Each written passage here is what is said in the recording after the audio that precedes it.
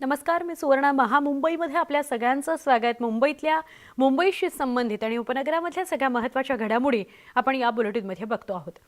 बुलेटिनची सुरुवातच उद्धव ठाकरेंना जो धक्का बसलाय त्या बातमीनं करूयात. एकनाथ शिंदे शिवसेनेचे विधिमंडळातील गटनेते असणार आहेत. तशी मान्यता विधिमंडळाच्या सचिवालयानं दिलेली आहे. मान्यतेचं पत्र एकनाथ शिंदे यांना विधिमंडळाच्या सचिवालयानं दिलं आहे. शिवसेनेचे गटनेते अजय चौधरींची मान्यता रद्द करण्यात आलेली आहे. शिवसेनेनं अजय चौधरी यांची गटनेतेपदी नियुक्ती केली होती, ती नियुक्ती रद्द करण्यात आली आहे. तसंच सुनील प्रभूंचं मुख्य प्रतोदपद सुद्धा रद्द करण्यात आलंय. तसं पत्रच सचिवालयाकडून देण्यात आलेलं आहे. उद्धव ठाकरेंना हा मोठा धक्का आहे. शिवसेनेच्या गटनेतेपदी एकनाथ शिंदेच असतील. शिवसेनेचे नेते अरविंद सावंत आपल्या सोबत आहेत. अरविंदजी, एकनाथ शिंदेंना मोठा दिलासा मिळालाय. गटनेतेपद त्यांच्याकडेच असणार आहे. सचिवालयानं त्यांना तसं पत्र दिलंय. आपली पहिली प्रतिक्रिया.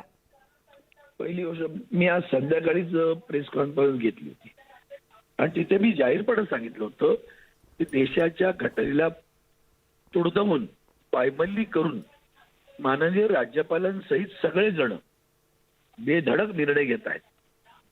म्हणून मगाशी मी सहज विचारात बोललो होतो की अशा वेळेला सरकार बनवताना नव्या सिंगल लार्जेस्ट पार्टीला बोलवलं पाहिजे. एकनाथ शिंदेना तुम्ही काय म्हणून बोलवलं होतं, काय कोणते आधार आहे, नियमाचा कायद्याचा कोणता आधार होता ज्या आधारावर तुम्ही त्यांना बोलावलं? की भारतीय जनता पार्टीने त्यांच्या पक्षाच्या मध्ये ठराव केला की त्यांच्या पक्षाच्या बाहेरील व्यक्तीला मुख्यमंत्री करण्याचा ठराव भारतीय जनता पक्षाने केलाय का? मग हे सगळं असंविधानिक चालू आहे आणि आता तर कळसच गाठला त्यांनी. सुनील प्रभूंचं प्रतोदपद पण रद्द केलंय अरविंदजी. हो, मला मान्य आहे. दोन्ही एक तोडच करतात. मुळात नियमच सरळ सांगतो ना की गटनेत्या नेमण्याचा अधिकार पक्षाच्या प्रमुखांचा. हा कोणता पक्ष आहे की ज्याच्यावर जो आमच्या गटनेत्याला काढतो? कोणी दिलं त्याला मान्यता? कुठे रजिस्टर्ड आहे? अरविंदजी, सगळा पेच तर तिथेच आहे ना, कारण एकनाथ शिंदे आणि सगळे आमदार असंच म्हणतात की आम्ही शिवसेनाच होत. अहो, ते म्हणतात म्हणून शिवसेना होत नाही ना. हो, अहो, तुम्ही पण सगळेजण का भ्रम निर्माण करता?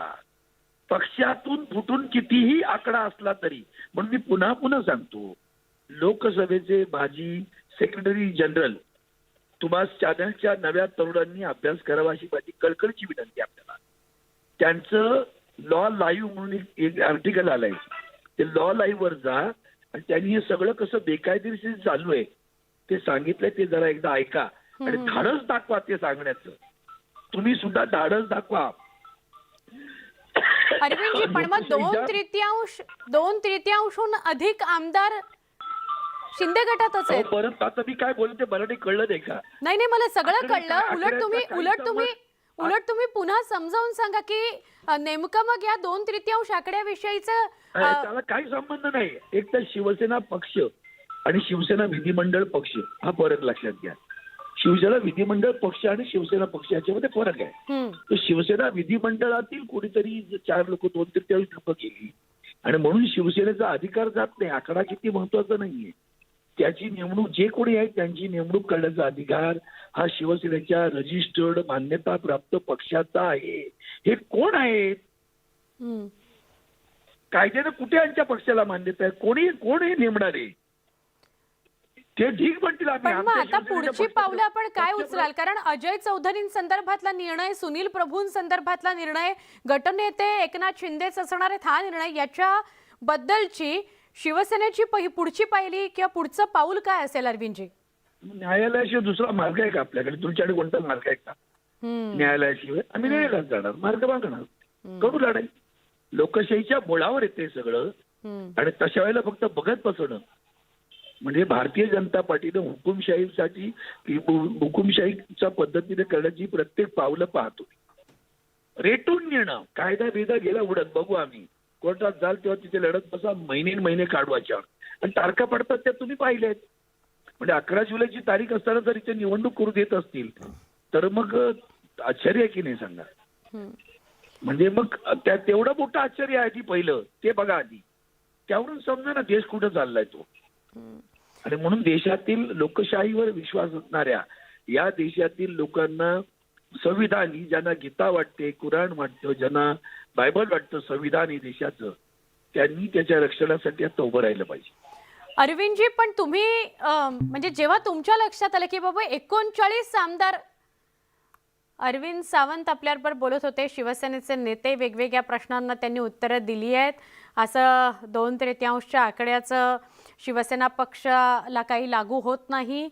तुम्ही सगळ्या म्हणजे सगळ्या माध्यमांनी एक भ्रम निर्माण केलेला आहे असं सुद्धा अरविंद सावंत म्हणाले. नंतर ते म्हणाले की काही गोष्टी कायद्याच्या बाजूने काय आहेत, काय म्हणतो कायदा पक्षासाठी, विधिमंडळामध्ये कायदा काय म्हणतो, हे सगळं जाणून घेतलं पाहिजे आणि त्याची जनजागृती तुम्ही माध्यमांनी केली पाहिजे.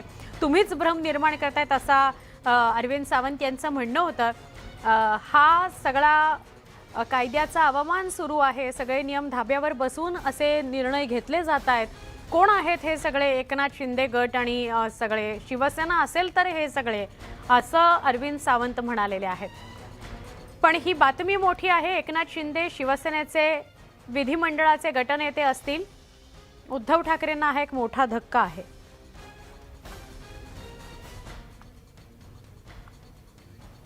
शिवसेना आणि शिंदे गटातला संघर्ष पहिल्याच दिवशी विधानसभेमध्ये दिसून आला. व्हीपच्या मुद्द्यावरून शिवसेनेनं आक्रमक भूमिका घेतली. 12 आमदारांच्या बडतर्फीचा प्रस्ताव कोर्टात असताना मतदान करण्यात आलं. या मुद्द्याकडे सुनील प्रभूंनी लक्ष वेधलं. तर भरत गोगावले यांनी राहुल नार्वेकर यांना शिवसेनेच्या 16 सदस्यांनी व्हीप मोडल्याचं पत्र अध्यक्षांना दिलेलं आहे.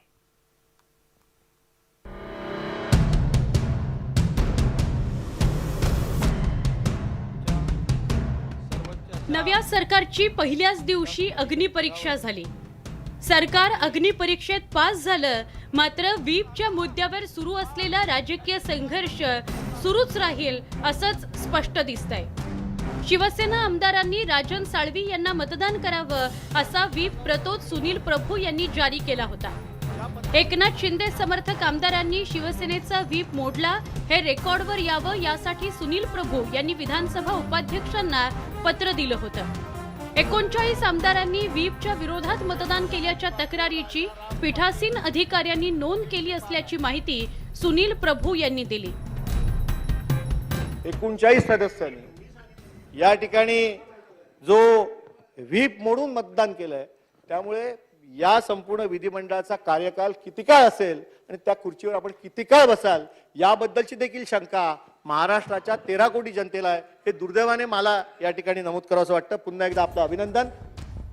पक्षाचा व्हीप झुगारून शिवसेनेच्या 12 आमदारांच्या बडतर्फीचा प्रस्ताव सुप्रीम कोर्टात असताना मतदान करण्यात आलं. निवडणूक प्रक्रिया सुरू असताना शिवसेनेनं पत्र दिलेलं आहे. त्यामुळे शिवसेनेच्या पत्राला जास्त महत्त्व आहे असं मत जयंत पाटील यांनी स्पष्ट केलंय. व्हीपच्या मुद्द्यावर शिंदे गटानंही आक्रमक भूमिका घेतली. शिवसेनेच्या 16 आमदारांना आम्हीही अपात्रतेची नोटीस काढू शकतो असा इशारा दीपक केसरकर यांनी दिला. तर एकनाथ शिंदे यांच्या गटाचे प्रतोद भरत गोगावले यांनी देखील विधानसभा अध्यक्ष राहुल नार्वेकर यांना पत्र दिलं. राहुल नार्वेकर यांनी गोगावले यांचं पत्र वाचून रेकॉर्डवर घेतलं. ठिकाणी जी भाषणं झाली त्याच्यामध्ये व्हीपचा सुद्धा उल्लेख झाला. तसा व्हीप आमच्या विधिमंडळ पक्षाने सुद्धा काढलेला आहे आणि त्याच्या कॉपीज सुद्धा दिलेल्या आहेत. त्याच्यामुळे आजचा दिवस या त्या व्हीप बद्दल चर्चा करायची नाही आहे.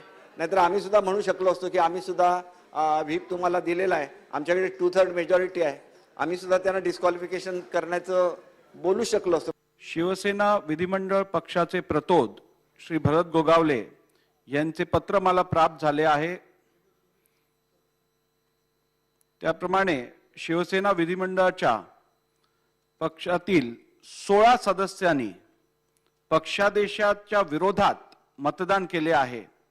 त्या 16 सदस्यांची नोंद मी घेतलेली आहे. व्हीपच्या मुद्द्यावरून सुरू असलेल्या राजकीय लढाईचा निकाल सुप्रीम कोर्टात लागणार आहे. मात्र तोपर्यंत दोन्ही बाजूंकडून आरोप प्रत्यारोपांची खणाखणी सुरूच राहणार आहे. उदय जाधव आणि प्रणाली कापसेसह bureau report, news 18 Lokmat, Mumbai. या प्रसंगी सांगतो शिवसेनेचा व्हीप झुगारणाऱ्या शिंदे गटातील आमदारांवर कारवाई करण्याची मागणी शिवसेनेचे खासदार अरविंद सावंत यांनी केली. शिंदे गटातील 39 आमदारांवर कारवाई करावी अशी मागणी त्यांनी केली. दरम्यान विरोधकांकडून नियमांचं उल्लंघन झाल्याचा आरोप भाजप नेते राम कदमांनी केला. आज अध्यक्षपदाच्या निवडणुकीच्या पूर्वी आमच्या प्रतोदांनी सगळ्यांना आपल्याला आमचे महाविकास आघाडीचे उमेदवार राजन प्रभाकर साळवी यांना मतदान करावं असा पक्षादेश जारी केला, व्हीप जारी केला. तो व्हीप जारी केल्यानंतर मतदान झालं, मतमोजणी झाली आणि आपण सगळ्यांनी पाहिलेलं आहे की शिवसेनेच्या 39 सदस्यांनी शिवसेनेचा पक्षादेश पाळला नाही आणि म्हणून आमचे गटनेते मतमोजणी करून निकाल जाहीर करण्याच्या दरम्यान स्वतः जाऊन आमच्या माननीय अध्यक्षांना भेटले, तत्कालीन पीठासीन उपाध्यक्षांना भेटले, त्यांना पत्र दिलं आणि की आम्ही हे 39 सदस्यांनी मतदान केलेलं नाही त्यांच्यावर कारवाई करण्याची मागणी केली. मुळामध्ये आज अध्यक्षपदाची निवडणूक आम्ही अतिशय चांगल्या मताने जिंकलो, पूर्ण नियमांचं पालन करत जिंकलो. जे संविधानानं नियम घालून दिलेत, ज्या प्रथा परंपरा घालून दिल्यात, त्या कोणत्याही प्रथा परंपरांचं किंवा नियमांचं आम्ही उल्लंघन केलेलं नाही. उलट उल्लंघन जर झालं असेल तर ते विरोधी पक्षाकडूनच झालेलं आहे. मध्यावधी निवडणुकांचे पवारांचे संकेत आहेत.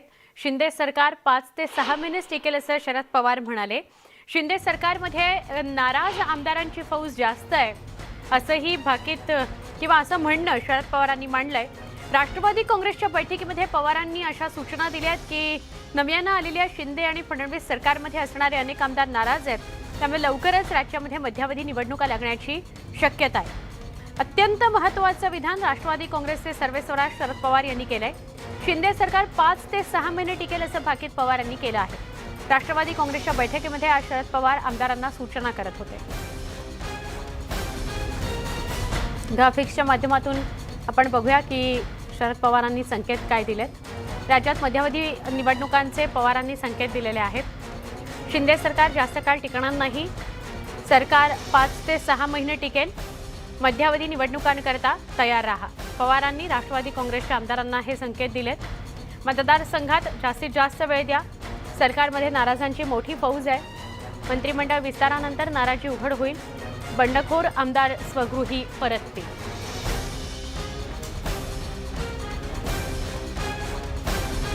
असं काही आम्ही हे जे आहेत अशी स्वप्न काही पाहत नाही, पण आता एकूण जे काही तो मीडियामधून वर्तमानपत्रातून वेगवेगळ्या लोकांच्या ज्या मागण्या येतात त्यावरून असं वाटतं की आता पुढे कसं काय होणार आहे. एकूण काय आहे की महाराष्ट्राच्या जनतेची त्या सगळ्यांनी काळजी घ्यावी आणि त्याच्यामध्ये महाराष्ट्र जनतेचे प्रश्न जे सुटावेत अशी आम्ही त्यांच्याकडून अपेक्षा करतो.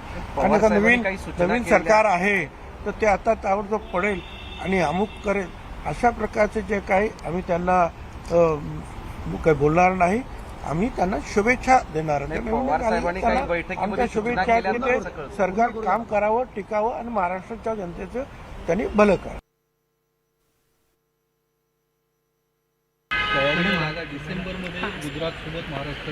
साहेबांनी ज्या पद्धतीनं असं सांगितलं गेलेलं आहे ते आमच्यासाठी आदेश आहे. आम्ही आमच्या पद्धतीने असं आहे का की हे सरकार जास्तीत जास्त 5-6 महिने टिकेल आणि आता या गोष्टीचा अंदाज लावून जर आदरणीय साहेबांनी बोलले असतील तर स्वाभाविक आहे की साहेबांना जेवढं राजकारण कळतं तेवढं राजकारण मला नाही वाटत या देशात होणार. शिंदे सरकार विधानसभा अध्यक्षपद निवडणुकीच्या पहिल्या अग्निपरीक्षेत पास झालं. आता उद्या बहुमत चाचणीच्या दुसरी अग्निपरीक्षा आहे. शिंदे सरकारला त्याला सामोरं जायचं आहे. या संदर्भात भाजप आणि शिंदे गटाची बैठक पार पडली. या बैठकीत बहुमत चाचणीबाबत चर्चा झाली. बहुमत चाचणीबद्दल सगळ्या आमदारांना सूचना करण्यात आल्या.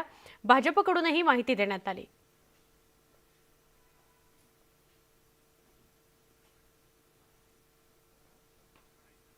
शिंदे सरकार उद्या बहुमत चाचणी नक्की विजयी होईल असा विश्वास उपमुख्यमंत्री देवेंद्र फडणवीस यांनी व्यक्त केला. 166 लोक आमच्या युतीच्या पाठीशी भक्कमपणे आहेत आणि उद्या आम्ही विश्वासमताचा प्रस्ताव ठेवणार आहोत आणि श्रीमान एकनाथराव शिंदे माननीय मुख्यमंत्री यांच्या नेतृत्वात उद्या हा विश्वासमताचा प्रस्ताव भक्कम बहुमतानं पारित होईल अशा प्रकारचा मला विश्वास आहे. नाही, प्रश्न असा आहे की शिवसेना आणि भारतीय जनता पक्षाचे सरकार आहे आणि त्याच्यामुळे त्या ठिकाणी काल जशी सूचना दिल्या आहेत ते तशा सूचना आज दिलेल्या आहेत. आज जशा शिस्तबद्ध पद्धतीनं कारभार झाला म्हणजे विधानसभेच्या अध्यक्षांच्या निवडीचा, तशाच प्रकारचा उद्याचा विश्वासदर्शक ठरावावर एकूण संपूर्ण कार्यक्रम होईल आणि दुपारपर्यंत विधानसभेचं हे अधिवेशन समाप्त होईल. ज्या पद्धतीनं अध्यक्षपदाचा जी निवडणूक होती त्या निवडणुकीमध्ये जो विजय झाला त्याबाबत सगळ्या आमदारांचं अभिनंदनही त्या निमित्तानं केलं की ज्या पद्धतीनं शिस्तबद्ध पद्धतीनं सभागृहाचं कामकाज पार पडलं. तर आणि उद्या जी फ्लोर टेस्ट आहे त्या संदर्भामध्ये एकंदरीत सभागृहाचं कामकाज कसं असेल, कशा पद्धतीनं ती फ्लोर टेस्ट होईल याबाबत एक रुटीन मार्गदर्शन झालेलं आहे. पण एक मात्र निश्चित सांगतो की उद्या देखील महाराष्ट्राच्या आणि देशाच्या जनतेला एक ज्या बातमीची ती वाट पाहतायत की फ्लोर टेस्ट देखील आम्ही पूर्णपणे जिंकणार. भाजप कोर कमिटीची सोमवारी संध्याकाळी 7 वाजता महत्त्वपूर्ण बैठक होणार आहे. एकनाथ शिंदे गटासोबत खातेवाटपासंदर्भात चर्चा होणार असल्याची माहिती मिळते. उपमुख्यमंत्री देवेंद्र फडणवीस यांच्या सागर या निवासस्थानी बैठक होणार असल्याचं कळतं. भाजपच्या कोर कमिटीच्या बैठकीसाठी केंद्रीय मंत्री पियुष गोयल, मुख्यमंत्री एकनाथ शिंदे उपस्थित राहणार आहेत.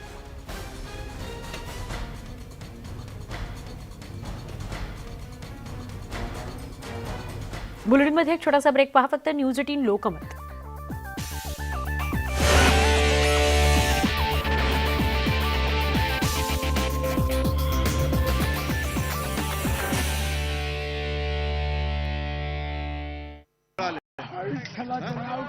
आता इथून पुढे आणखी पंढरपूरला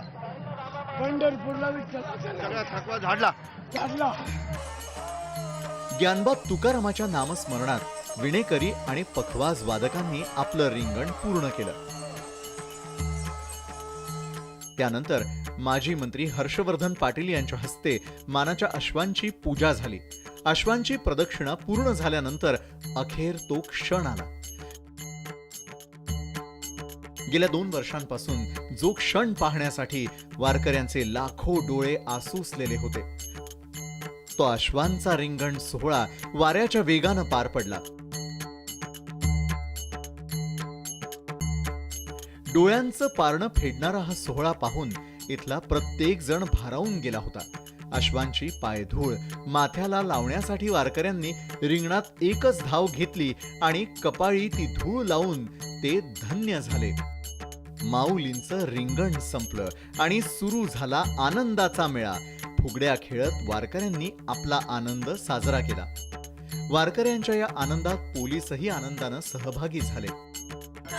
बंजारा समाजानंही पारंपरिक गाणी म्हणत आपला आनंद व्यक्त केला.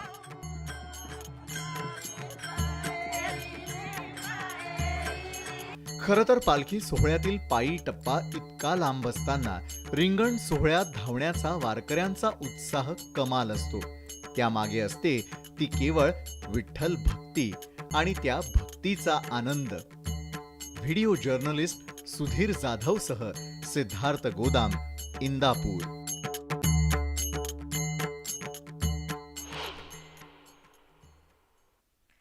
देव दिसे ठाई ठाई भक्त लीन भक्ती पायी सुखा लागी आला या हो आनंदाचा पूर.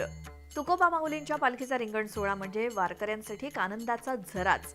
इंदापुरात पालखीच्या स्वागतासाठी मूकबधीर गतिमंद विद्यार्थ्यांनी सांप्रदायिक दिंडी काढली.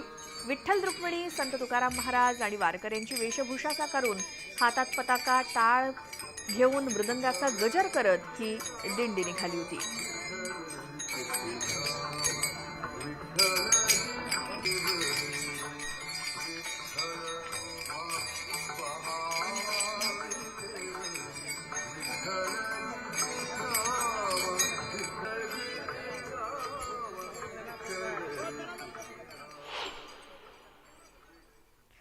भले तरी देऊ कासेची लंगोटी नाठाळांचे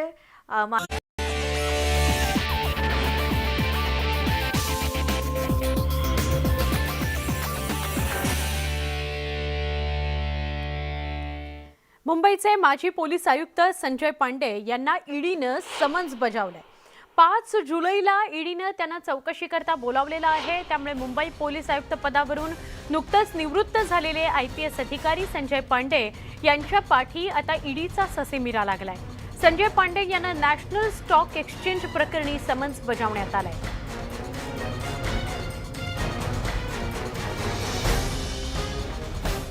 तर संजय राऊतांना शिवडी कोर्टानं समन्स बजावलेलं आहे. मेधा सोमय्यांनी त्यांच्या विरोधात तक्रार केलेली होती. त्यामुळे उद्या 11 वाजता संजय राऊत यांना शिवडी कोर्टात हजर राहावं लागणार आहे. संजय राऊतांच्या पाठचा ससेमिरा काही संपत नाही. ईडी चौकशी त्या पाठोपाठ आता शिवडी कोर्टानं समन्स बजावलेला आहे. त्यामुळे उद्या 11 वाजता शिवडी कोर्टामध्ये संजय राऊतांना उभं राहायचं आहे, म्हणजे हजर व्हायचं आहे. मेधा सोमय्या यांनी त्यांच्या विरोधात तक्रार केलेली होती आणि त्याकरता उद्या शिवडी कोर्टात त्यांना हजर राहायचं आहे. शिवडी कोर्टानं त्यांना समन्स बजावलंय.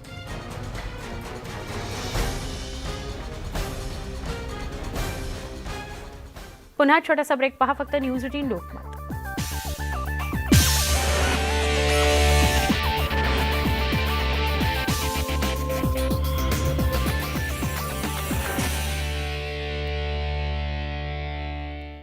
खूप त्रास होतो म्हणून दारू बंदी झालीच पाहिजे. अशा विविध पद्धतीचे संदेश देणारी एक फार चांगली आनंदवारी आहे. कारण नुसतं पायी चालणं नाही तर पायी चालता चालता अनेक संदेश घ्यावे लागतात, अनेक संदेश दिले जातात. तसाच हा संदेश लहान मुलांचा आपल्याला विचार करायला लावणार आहे. सुधीर जाधवसह सिद्धार्थ गोदाम, न्यूज 18 लोकमत.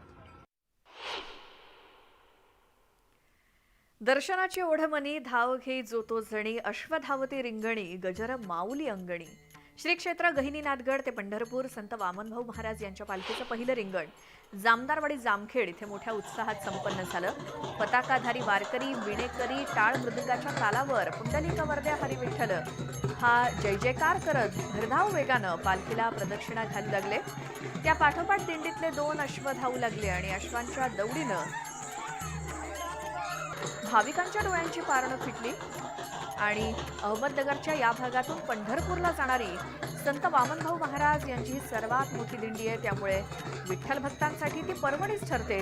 राज्यभरातून सुमारे 25,000हून अधिक वारकरी या दिंडीमध्ये सहभागी झाले.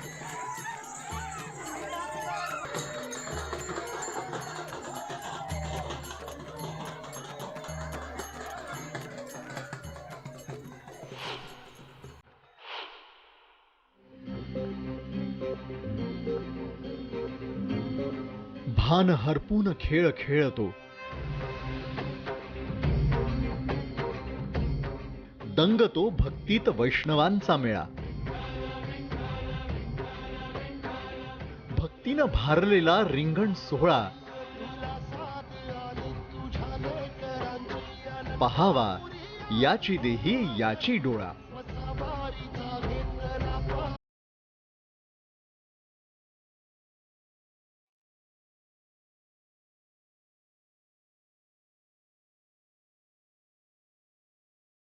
इंदापुरात संत तुकाराम महाराजांच्या पालखीचं पहिलं मोठं रिंगण पार पडलं.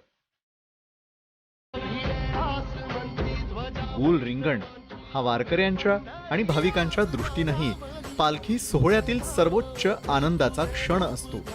सर्व वारकरी बंधूंना विनंती आहे, कृपया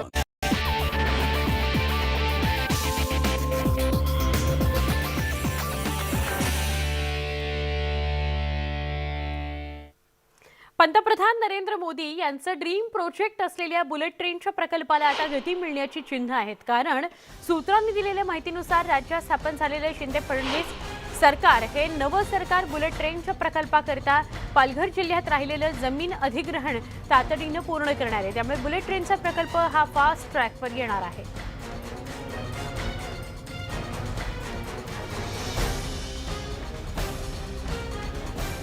या सगळ्या महत्त्वाच्या घडामोडींसह महामुंबईमध्ये इथेच थांबतोय. न्यूज 18 लोकमतच्या यूट्यूब चॅनलला सबस्क्राईब करायला विसरू नका. फेसबुक, ट्विटर, इंस्टाग्रामवर आम्हाला फॉलो करा, म्हणजे सगळ्या ताज्या बातम्या तुमच्यापर्यंत पोहोचत राहतील. पहा फक्त न्यूज 18 लोकमत.